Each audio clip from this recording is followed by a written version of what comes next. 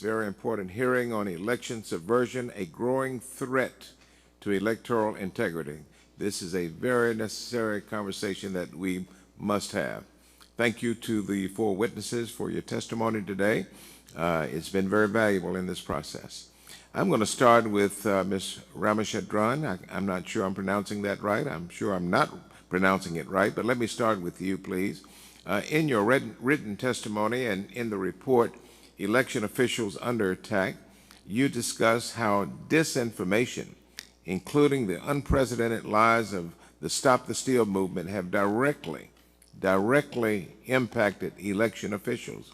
Could you please talk with me just a little bit about the kind of disinformation we saw following the 2020 election, about the accuracy of election results and how that led to threats against election officials such as Ms. Winfrey? Thank you so much for that question.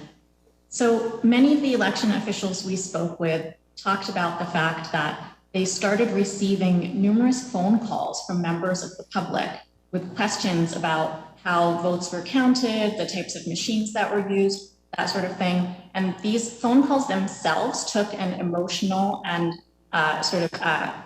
time toll on them and their staff. Many times the phone call would take upwards of 15 to 20 minutes to complete, and the caller still wouldn't be convinced after all of that honest, patient time.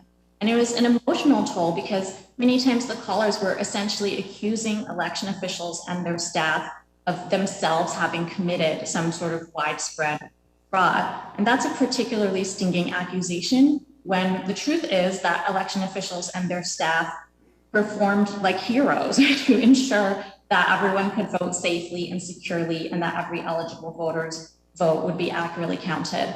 And then, of course, many of the voicemails and threatening messages they received included accusations that the official or the worker had engaged in some sort of fraud or had stolen the election.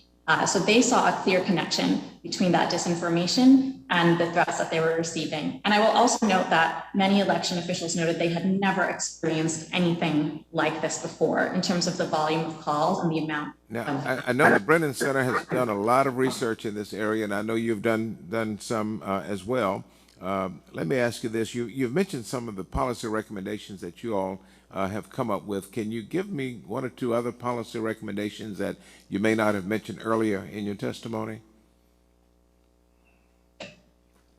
Sure, and thank you so much for that opportunity. So one of the recommendations I didn't go into detail on is really a recommendation for the private social media companies. And that is that they could use, if they had a list of the more than 8,000 verified local election officials in the United States, they could use that registry to amplify the voices of those election officials with truthful, accurate information so that they would have a chance against the flood of lies from more prominent and famous folks that sometimes try to spread these things.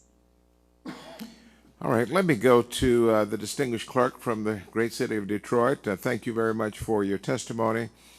First of all, Madam Clerk, in your testimony, you describe what I would call a horrific experience of having to defend the election that you oversaw while battling COVID-19 and being physically threatened. And I'm sorry you had to go through all of that, and I think your reaction was very normal, as it would be for any other person in that situation.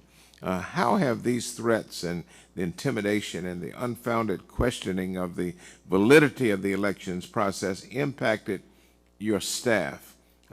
You talked about the impact that it had on you and your family. Let's talk about those hard-working men and women on your team. How has it impacted them physically, emotionally, and mentally? Yeah, so a number of my senior staff decided to take off work to do the FMLA. So I lost about 5 members to FMLA, and they didn't come back until after the canvass of the election, after the elections were certified. One retired, but the overall climate at the Department of Elections is one of fear almost.